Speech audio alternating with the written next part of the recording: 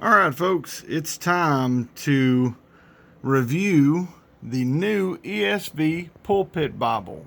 Now, I did an unboxing of this Bible several weeks ago, but it's so big that I haven't really had the time to spend in the Bible enough to feel confident in a review. So that's why it's taking me longer to get a review produced. Okay, so this is the newest edition of the Pulpit Bible, produced or published in December of 2018, last year. So it is, prior to that, the previous Pulpit Bible was of the 2007 text, and it was produced in 2009. Okay, so we went 9 years between productions, and the previous edition retailed for $400, and even now you can still buy the previous edition in Christian Book. I'll leave a link in the description for the 2009 edition. It had a bonded leather cover, but similar in construction, and it was 11.5 tall, where this one's 12.5 tall. So it's slightly smaller. It was 11.5 by 9, and this is a 12.5 by about 9.25. So this is a slightly bigger edition, and this is huge. So just to kind of give you a reference to the size, this is the new preaching Bible, the new ESV preaching Bible from Crossway, and it's a relatively large Bible. So it kind of gives you an idea of the size that this Pulpit Bible is. Okay, so this preaching Bible is a good sized Bible, but the Pulpit Bible has no real legitimate ESV match. So let's talk about it. First, you can see the spine has 4 large raised ribs with the artistic tooling around each rib. The stamping is really beautifully done. It's just a large stamping. It's hard to really describe the magnitude of everything's larger on this edition. So it's really, really nice. Now the cover is a boarding. I'm not exactly sure what kind of boarding, but it has to be a wood. It doesn't feel like it's a synthetic. It feels like it's a wood, and it has a paste down construction where the leather's folded over on the corners rather than pleated. But it's really nice. It has a nice hinge, a really, really nice hinge there on the top and bottom, or front and back, however you want to say it. And on the cover, this is the same design as the older edition. I'm not sure if they had the English Standard Version stamped in the bottom, but it had a similar border imprinted in the on the cover. Okay, so you see mine has some smudges. That was not there previously. That was probably from my hand holding it, honestly. So pay no attention to that. But anyway, it is heavy. This thing is probably, I think it was 10 pounds, something like that. It's a heavy Bible.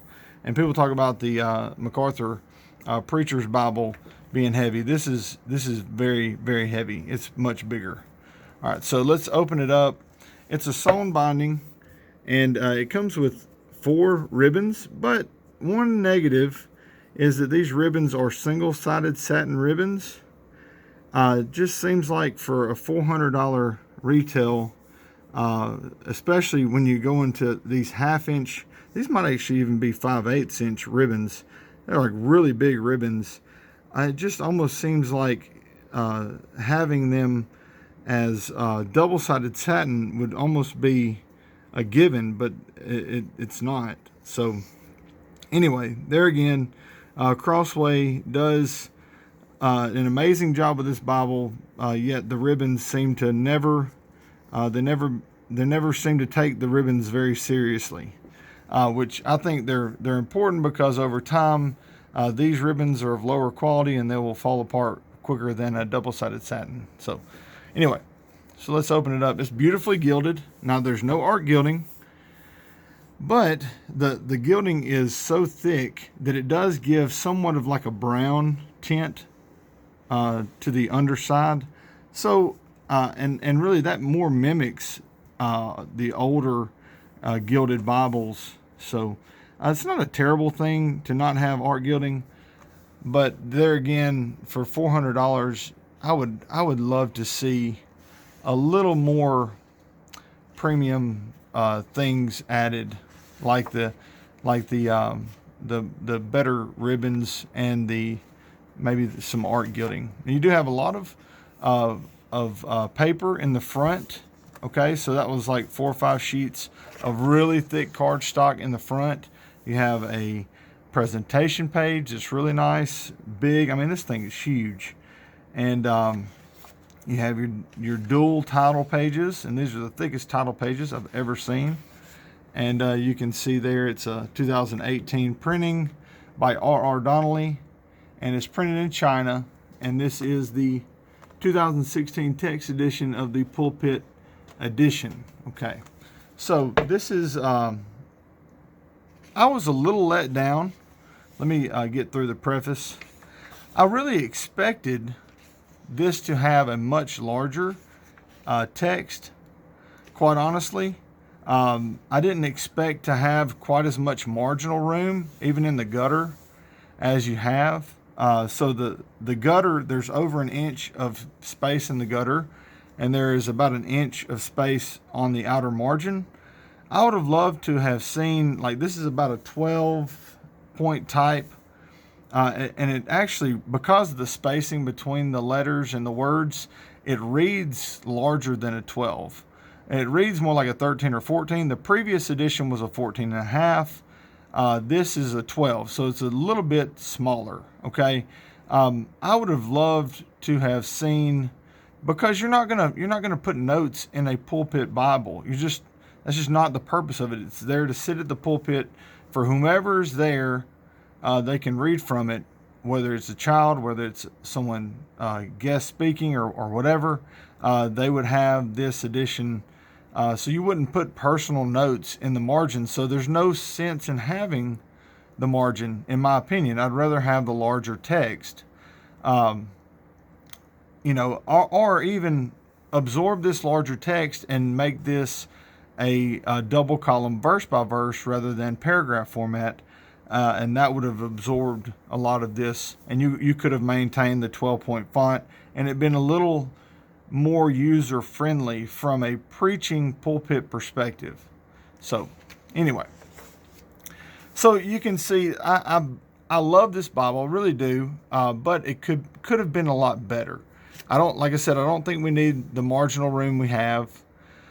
I think we could have gone with either a larger print font or a layout that was a little more conducive to preaching, which would have been more of a verse by verse layout, or make the verse numbers bigger and darker, little things like that, like what they did in the verse by verse double column layout. So now the top where you have the book name identifier and the page number, that's dark, that's thick, that's big. It's actually a bigger font than the text itself.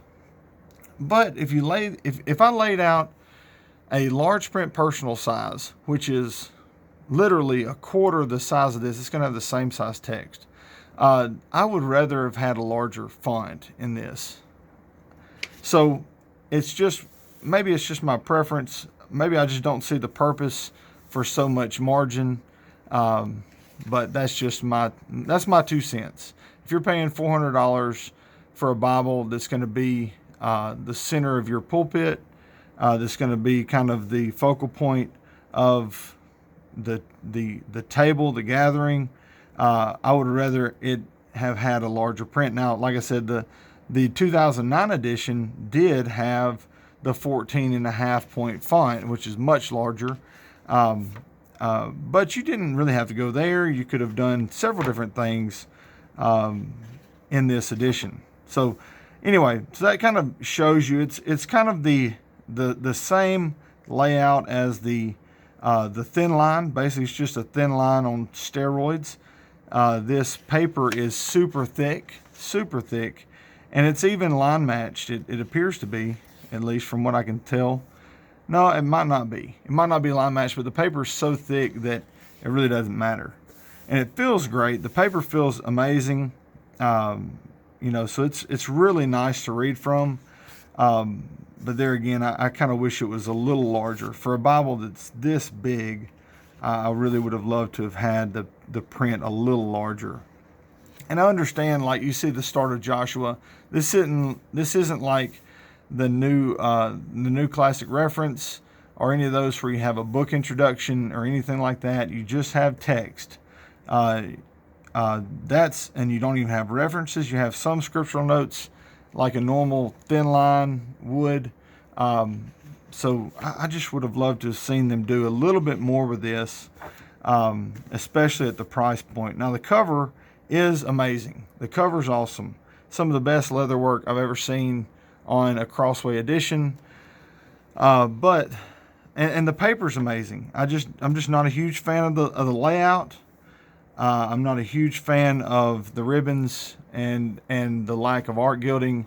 It kind of lacks that really premium essence, if that's the correct terminology that I should use.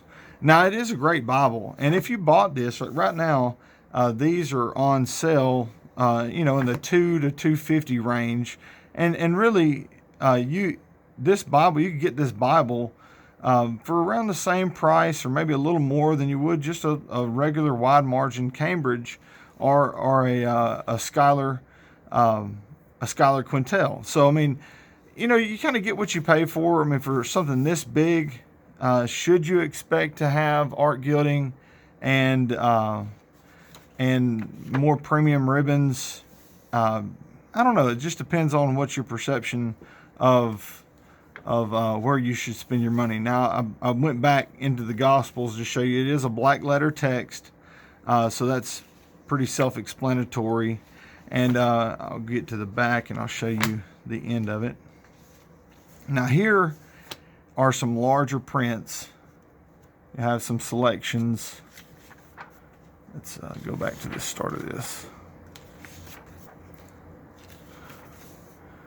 Okay, so you have responsive readings, which that's a cool thing to have in the Bible. So you'd put one ribbon here in responsive readings, and you can select whichever one, and you would have the pastor or whoever would read one section, and then the group would read the bold section.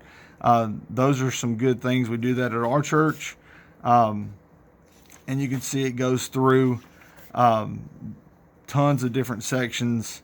And it shows how good it would look with a larger font and a bolder font. I mean, this paper could have handled a larger and bolder font. I would just wish they had taken advantage of having such good paper and actually push the envelope with either the text size or the boldness of the text.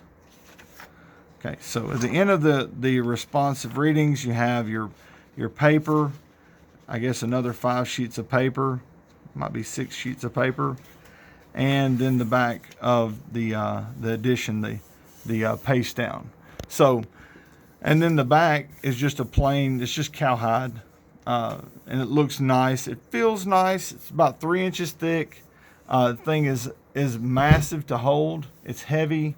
It feels like quality in your hand. It really does. My only drawbacks are that it seemed like they could have done more with the layout, with a larger font, or maybe even the double column verse by verse layout, as well as adding art gilding, using better ribbons.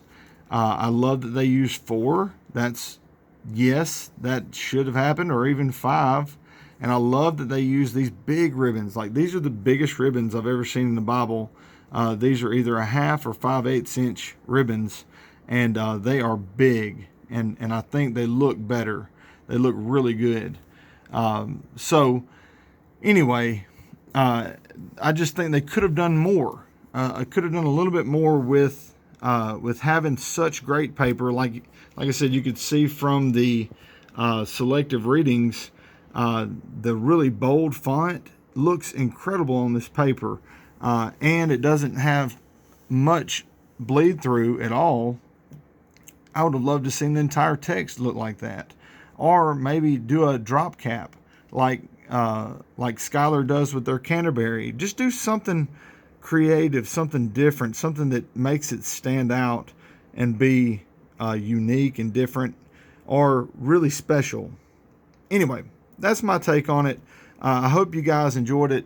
And if you're considering getting one of these for your church, I highly recommend it. Yeah, I have a few quirks about it. I can change these ribbons. That's no problem. And I can add art gilding. That's not a problem either. The text is really readable and nice. It's a 12 point. Wish it was a little bit bigger, but it's still very nice. And this Bible would last you or your church decades. It's definitely worth the investment.